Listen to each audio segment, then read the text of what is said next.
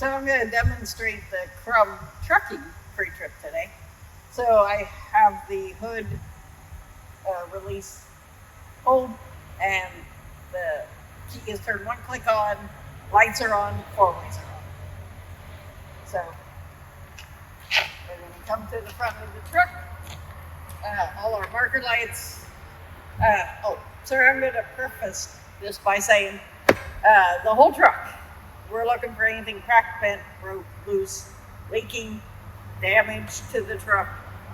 So I don't have to repeat those over and over again. So marker lights, functional. My turn signal four-way flasher, marker lights, my headlights. This truck doesn't have fog lights, and there's no leaks or leans underneath the truck.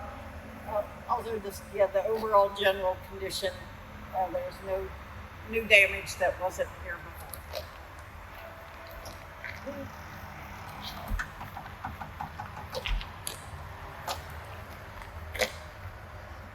So on this side of the truck, we're checking our radiator, the level, the cap, all our hoses and wiring, our air filter. There's no debris inside here. Checking our air conditioner compressor, our alternator, our water pump, both our belts, the radiator and the fan. This is our air intake and then into our exhaust and our turbo.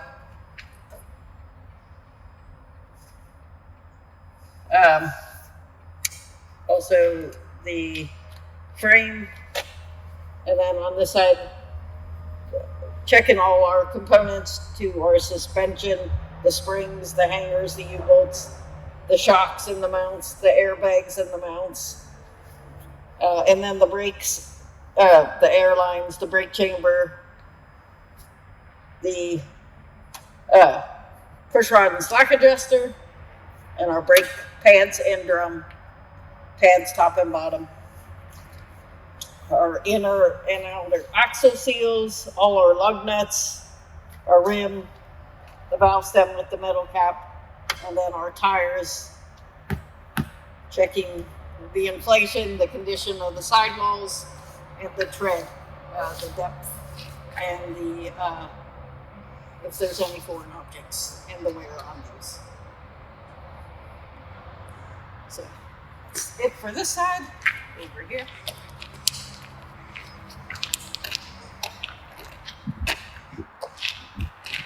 Checking our air foot valve. This is in all the air lines and the rest of our hoses and our wires. The overall condition on this side. Checking our oil level, that it is full. And then locking this back in. Checking the engine fill cap, the fuel water separator, that it's not too full and doesn't need to be drained at this point. Checking the power steering level, the cap and seal, our steering shaft. Let's go actually into our air compressor. And then right in front of that is the power steering pump. Frame again, and then working our way out this inner fender, the gearbox with the pitman arm, drag link, knuckle, and tie rod with the two cotter pins and castle nuts. And then the same suspension parts that we checked on the other side. Springs, hangers, U-bolts, shocks, mounts, airbags. All the 5 things with the brakes again, and the 5 things with the tire. So, all good. To this side, checking our mirror, our door. Behind here, We got our batteries and our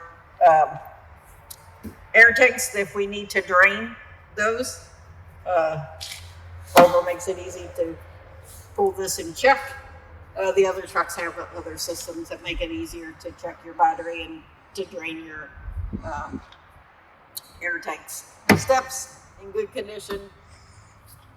Overall condition of the side of the truck, the turn signal four-way flasher, the DOT markings, and the if the sticker current. This truck doesn't have depth, so I don't have to check that. To the back of the cab, the exhaust, the work light, the condition of the back of the cab, the airbags, and there is shocks on both sides. So checking that those are all in good condition. Fuel tanks, cap seal, the rubber underneath the metal plate, that it's even. Lock straps, drive shaft and U-joints on the back of the truck. To the front of the truck, the header board, the placard holder, the air and electric on both ends, and the seals. Checking the registration and that the inspection has been done. The registration should match the license plate in the back. And a lot of the trucks, it's turned to where you can see the license plate number. So, working my way down the sidewall and the top and bottom rails, checking the condition of that, making sure there's no damage. No holes. The apron to the skid plate to the handle, platform, the slide rail, and the locking pins fully extracted, the airline with the slide system. Checking the same suspension parts and the same brake parts and the same tire parts on all these tires. The only addition to this axle, because it's a dual, is checking the mud space. So, checking all of your tires. You can kick or use a tire thumper. If you use a hammer, do not hit the sidewall when you get the tread. So, all the same components. Checking, working my way back to my mud flap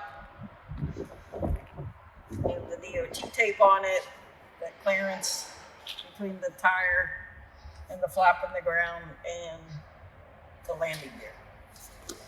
Underneath here, we're checking our torsion bars, our differential, the kingpin and the locking jaw firmly engaged around the kingpin. Working my way back to my lights, checking all those, checking my cross members, my floor, my landing gear. If I had a skirt, I would be checking also while I'm under here that all my brackets on the skirt would be secure. This trailer doesn't have one, so I don't have to worry about it. My landing gear, in this case, fully raised. Handles in stored position. Welcome back. Checking my document tube that the lid is snug so it doesn't come loose. Checking my placard holder and that I have no remnants of any placard because this is an empty trailer. Checking my light. Working my way back.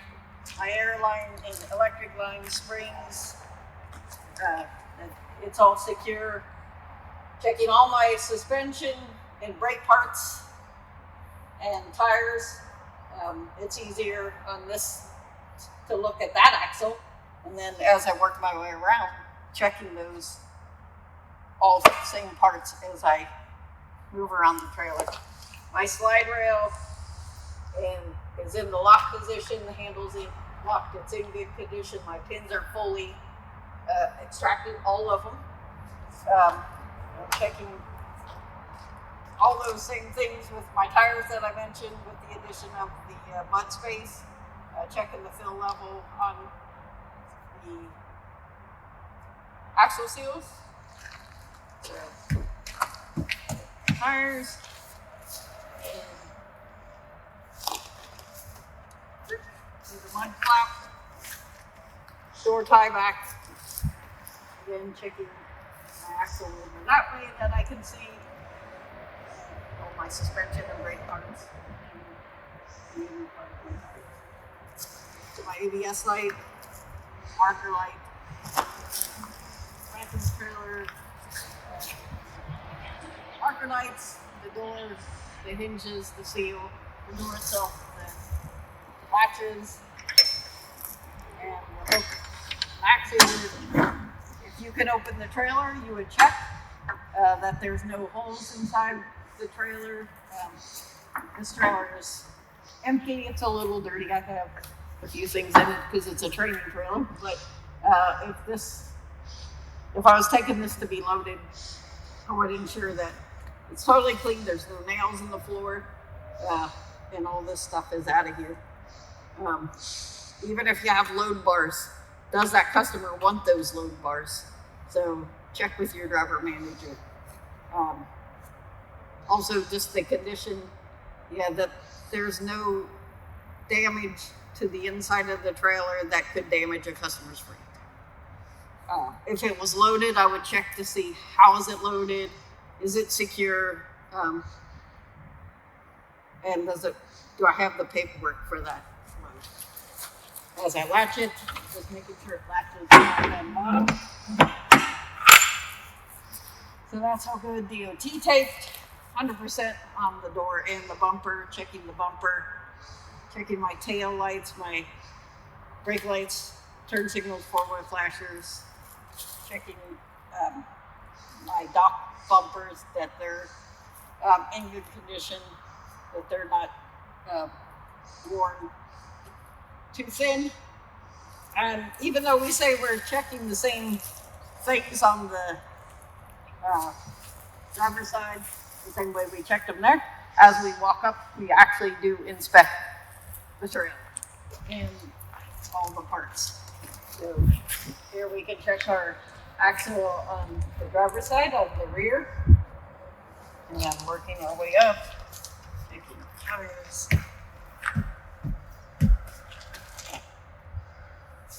Checking our other axle, the suspension, the brakes.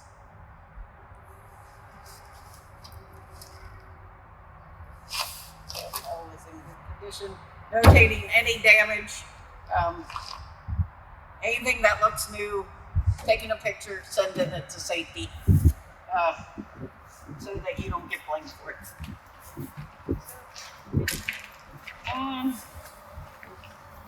Looking.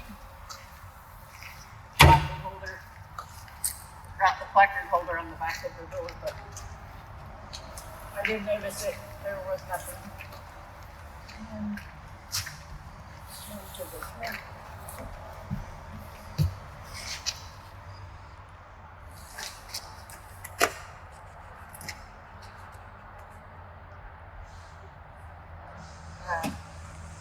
On the front of the truck, this is actually called a splash guard, or the front of the axle, instead of the back, which is called the mud flap.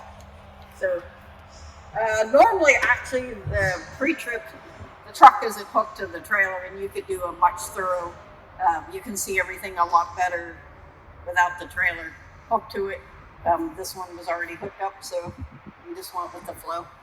So back around, and again, as I've gone around, I've also checked that all my lights are working.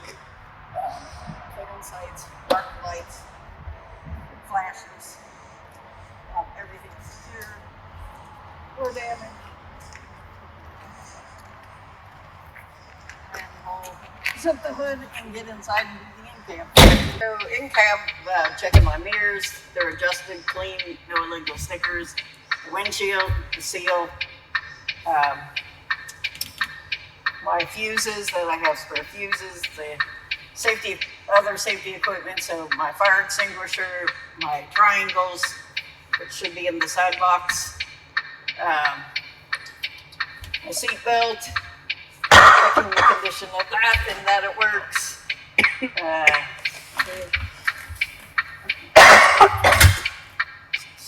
Safe to start the truck.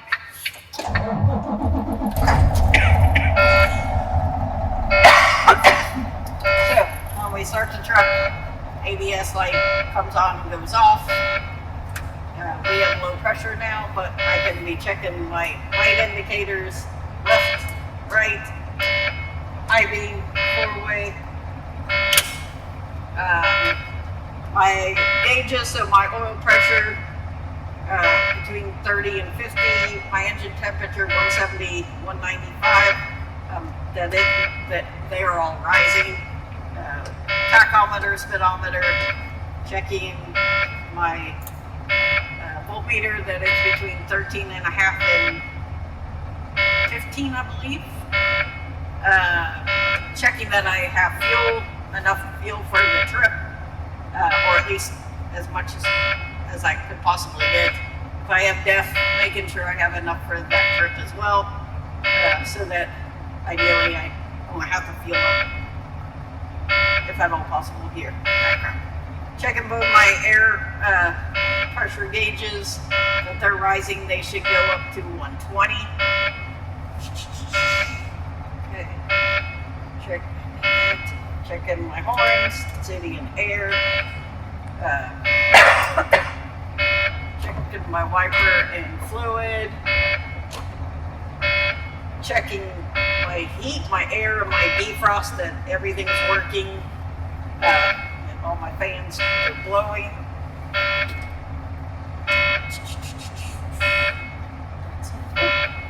Permit book. It's up to date. And yeah, that's pretty much it with that. Everything's up to date on it.